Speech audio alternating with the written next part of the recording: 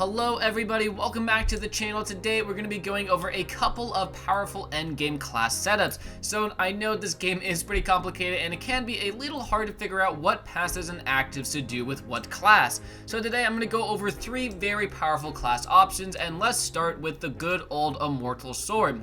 So the Immortal Sword is a little bit difficult to get. All the classes shown in this video, I will have tutorials on how to get those classes in the description down below. Anyways, the setup I do for this class all the time, first I'll start with the stats. I do as much damage as I can and always do 700 shield and 200 mana because you really do not need very much health with this setup. So the actual gear setup itself is kind of interesting. So what I do for my actives is I kind of base it around having no health. So we're going to be utilizing Punch and going for as much max damage as we can, and then we're going to spam Dark Burn Scroll and Rage Scroll. So Dark Burn Scroll, the reason why I have no health is because of this ability. What it does is it makes your health go down to 1, but it gives you 175% attack bonus, which is amazing. And then Rage gives you a 75% damage buff. So these two together are fantastic, and then Punch always does your maximum damage. And you really don't need more than 200 mana to make this work out. Then the gear setup I do recommend for this is going to be all out damage. So Jack's Knife for that plus 30 damage and plus 50 max damage. And then of course the super powerful Star Knife for the plus 100 max damage. And then I also actually use the Ocean Gift because I like to have some speed, and that gives 50 speed and 25 damage.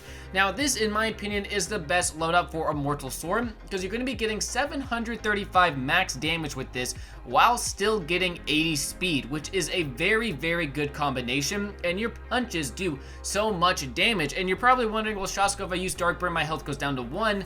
This class's default ability is to health steal, so basically what you do is you just get back to 100 health super duper quickly by picking up your damage orbs, and then this lets you keep on using Dark Burn over and over and over again, and it's an amazing combination, and you can really shred bosses very, very quickly.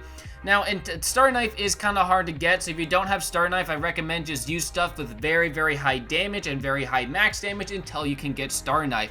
It took me way too long to get Star Knife this time around. Like, it took so many runs.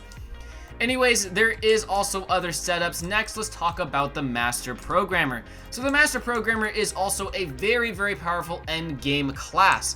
So the stats I recommend for Master Programmer are going to be very, very similar. I'm going to do about 200 mana again. This is just personal preference, but when I do Master Programmer, I typically do about 900 shield. You really could rock 700 shield again, but it really is just player preference. But the common theme with classes is you first do your shield and mana or health and whatever you're gonna do, and then you dump everything else in the damage. So the way this class works is a little bit different than the other one. Essentially what you want to do in this class is do constant damage over time by constantly picking up your red cubes of death.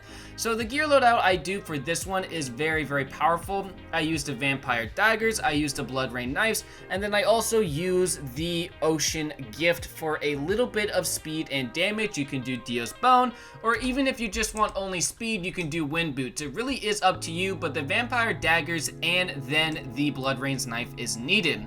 And then my actives moveset is going to be the same loadout of Punch, Dark Burn, and Rage.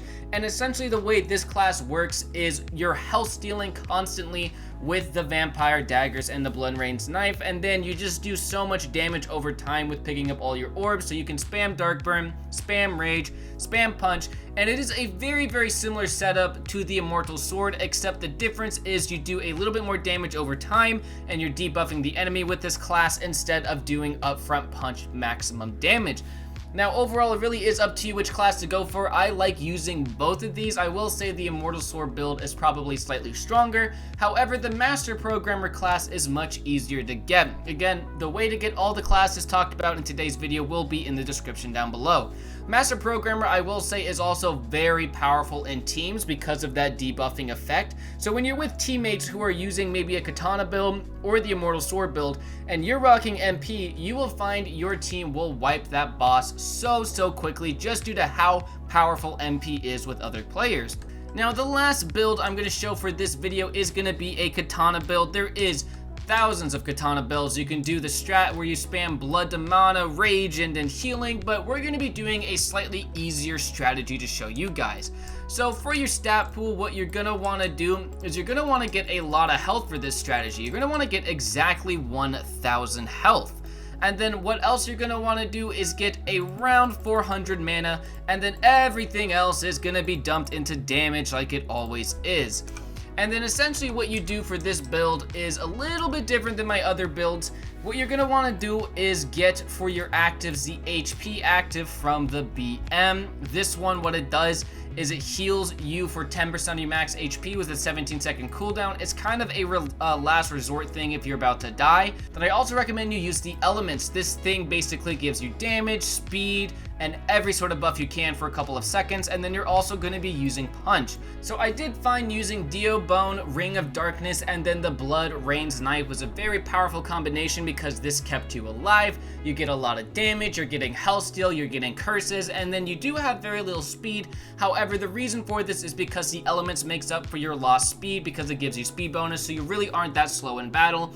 The strategy with this one is you just spam the elements and then you pick up as many charges as you can, and then you just let them go and you spam punch, and then whenever you get too low of health, you use your HP. This is a little bit of a safer strategy. I do know there is some one-shot strategies with the Katana out there that involves macros and stuff like that, but in my opinion, this is still a very well-rounded strategy. If you're finding yourself not needing to health steal a Blood Rain's Knife, you can always replace that thing with something like the Star Knife to get even more maximum damage out, or just really use whatever you want. Ocean Gift also works with this, with Pizza and Blood Rain's Knife. That is a combination I tried out as well. But I think Dio's Bone, Curse Ring, and Blood Rain's Knife is going to be the best with the Katana, at least with this active loadout. And then again, you're just going to want 1,000 health, 400 mana, and everything else in damage. Anyways guys, that is going to be the end of this video. Those are 3 very powerful endgame class combinations. I recommend you try these out if you are stuck with what to use in this game. Anyways guys, if you thought these were good and you enjoyed, leave a like, subscribe for more, and I cannot wait to see you in the next one. Bye!